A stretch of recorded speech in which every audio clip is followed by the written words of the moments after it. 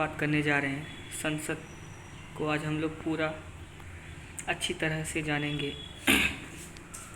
ये मैंने जो स्ट्रक्चर बनाया है, संसद के 3 भाग हैं, लोकसभा, राज्यसभा और राष्ट्रपति। ठीक है। संसद का जो उल्लेख है वो अनुच्छेद 79 में किया गया है। उसके बाद लोकसभा है, उसके बाद राज्यसभा है। लोकसभा का उल्लेख 81 अनुच्छेद में किया गया है, जिसे निम्न सदन कहा जाता है। और राज्यसभा का उल्लेख अनुच्छेद 80 में किया गया है, जिसे उच्च सदन कहा जाता है। और राष्ट्रपति संसद के सत्र को बुलाने का काम करता है, संयुक्त अधिवेशन का काम करता है। लोकसभा के बारे में कुछ इंपॉर्टेंट पॉइंट्स देखते हैं, जैसे कि house of the people. Lok Sabha का हाउस ऑफ द पीपल कहा जाता है। यह कब कहा गया था? 1954 में। लोकसभा के सदस्यों का कार्यकाल 5 वर्ष का होता है। कितने वर्षों का? 5 वर्ष का। और लोकसभा को उच्च सदन, लोकसभा को निम्न सदन कहा जाता है। ठीक है। लोकसभा का जो स्थापना हुआ था वो हुआ था 17 अप्रैल 1952 में। लोकसभा के सदस्यों का निर्वाचन जनता द्वारा होता है। सदस्यों का निर्वाचन किसके द्वारा? जनता के द्वारा। ठीक है। लोकसभा एवं उपाध्यक्ष होते हैं, जिनकी नियुक्ति लोकसभा के अध्यक्ष करते हैं। लोकसभा का अध्यक्ष ही राष्ट्रपति द्वारा बुलाए गए संयुक्त सत्र की अध्यक्षता करता है। मतलब बुलाने का काम करता है संयुक्त अधिवेशन का राष्ट्रपति, लेकिन उसका जो अध्यक्षता करता है वो लोकसभा का अध्यक्ष करता है। ठीक है। लोकसभा अध्यक्ष लोकसभा के सदस्य बनने का योग्यता होता है, वो होता है प्रथम भारत का नागरिक हो, दूसरा न्यूनतम आयु 25 वर्ष हो। देखते हैं इसमें मैक्सिमम संख्या लोकसभा सदस्यों के 552 हो सकती है, लेकिन वर्तमान में अभी कितना है? 545। ठीक है। तो इसका स्ट्रक्चर के द्वारा हम समझाने की कोशिश करेंगे। जैसे यहाँ 545 है। ठीक है। जो अभी वर्तमान में 545 संख्या है, जिसमें से 2 आंग्ल भारतीय समुदाय राष्ट्रपति द्वारा मनोनीत किए जाते हैं विज्ञान, कला एवं संस्कृति के क्षेत्र में। ठीक है। उसके बाद 530 राज्यों से निर्वाचित किए जाते हैं जनता के द्वारा, और 13 केंद्र शासित प्रदेशों के द्वारा। ठीक है। अब मैक्सिमम भी देख लेते हैं। अगर 552 होगी तो उसमें 2 आंग्ल भारतीय समुदाय राष्ट्रपति द्वारा और 530 राज्यों से और 20 केंद्र शासित प्रदेशों से। ठीक है। आगे देखते हैं हम लोग इम्पोर्टेंट पॉइंट। मंत्रिपरिषद सामूहिक रूप से लोकसभा के प्रति उत्तरदायी होती है। मंत्रिपरिषद में कौन कौन से होते हैं? अध्यक्ष होता है प्रधानमंत्री, फिर कैबिनेट मंत्री आते हैं, फिर राज्य मंत्री आते हैं, फिर बिना विभाग के मंत्री आते हैं। इसके बाद देखते हैं अविश्वास प्रस्ताव। विपक्ष द्वारा लोकसभा में सरकार को हराने या कमजोर करने की उम्मीद से रखा जाता है अविश्वास प्रस्ताव। विपक्ष द्वारा लोकसभा में सरकार को हराने या कमजोर करने की उम्मीद में रखा जाता है। दूसरा पॉइंट है अविश्वास प्रस्ताव एक सत्र में सिर्फ एक ही बार लाया जा सकता है, और वर्ष में केवल 2 सत्र होते हैं जिसमें एक ही बार ये लाया जा सकता है एक सत्र में। एक सदस्य लिखित में नोटिस देगा 50 सदस्य समर्थन के साथ। अगर अप्रस्ताव रखना चाहता है कोई पार्टी तो एक सदस्य लिखित में नोटिस देगा और 50 सदस्य के समर्थन होना चाहिए उसमें।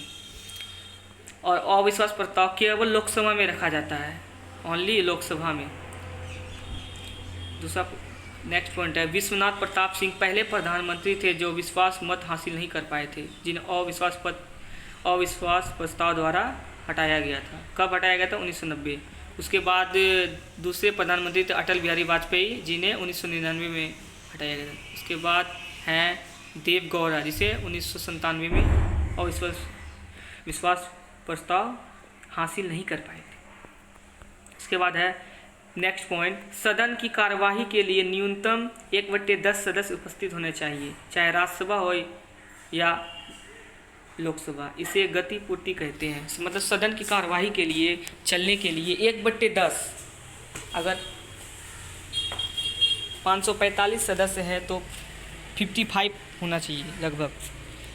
और नेक्स्ट पॉइंट है पहली लोकसभा अध्यक्ष महिला अध्यक्ष कौन थी? तो इस जानते ही हैं मीरा कुमारी। ये बहुत इंपॉर्टेंट पॉइंट है, एग्जाम में आते हैं इससे।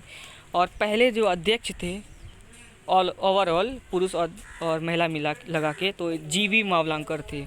और वर्तमान में जो अध्यक्ष हैं वो ओम प्रकाश बिरला हैं। ठीक है। तो इसमें है। और ये पॉइंट है शून्यकाल किसे कहा जाता है? शून्यकाल किसे कहा जाता है? तो इसका आंसर है संसद में प्रश्नकाल एवं कार्य सूची के मध्य का समय शून्यकाल कहलाता है। कार्य सूची का समय होता है 9 बजे के बाद 12 बजे तक, और 12 बजे के बाद जो होता है वह कार्य सूची के मध्य का समय कहलाता है। इसके मध्य जो समय बचा था उसे शून्यकाल कहते हैं। सुबह के समय प्रश्नकाल का समय होता है, ठीक है, और 12 बजे का समय शून्यकाल का समय होता है। नेक्स्ट पॉइंट है शून्यकाल के बाद समय कार्यसूची का होता है। शून्यकाल के बाद कार्यसूची का समय होता है। प्रश्नकाल में प्रश्न किए जाते हैं मंत्रियों से, सदस्यों से। उसके बाद आता है राज्यसभा। राज्यसभा उच्च सदन है। राज्यसभा का स्थापना हुआ था 3 अप्रैल 1952 में, ठीक है। नेक्स्ट पॉइंट है राज्यसभा के सदस्यों की नियुक्ति राज्य विधानसभा के सदस्य करते हैं।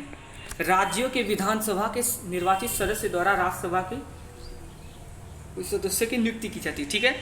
नेक्स्ट पॉइंट है प्रत्येक 2 वर्षों में 1/3 सदस्य सेवानिवृत्त हो जाते हैं और नए सदस्य आते हैं। मतलब प्रत्येक 2 साल में 1/3 सदस्य रिटायर हो जाएंगे और उसके जगह में नए सदस्य आते हैं।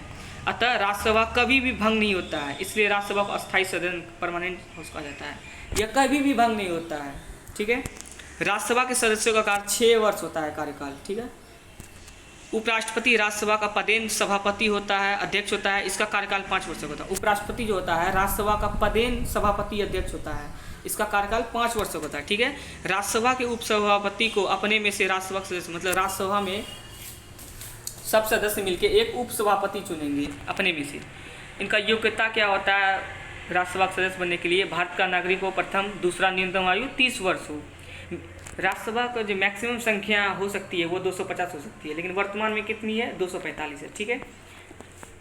245 में से 12 मनोनीत किया जाता है राष्ट्रपति के द्वारा कला, विज्ञान, साहित्य के क्षेत्र में, और जिसमें 229 राज्यों से निर्वाचित किए जाते हैं और 4 केंद्र शासित प्रदेश के द्वारा, ठीक है। और 233 दोनों मिला के चुने जा सकते हैं, इससे अधिक चुना नहीं जा सकता है, ठीक है।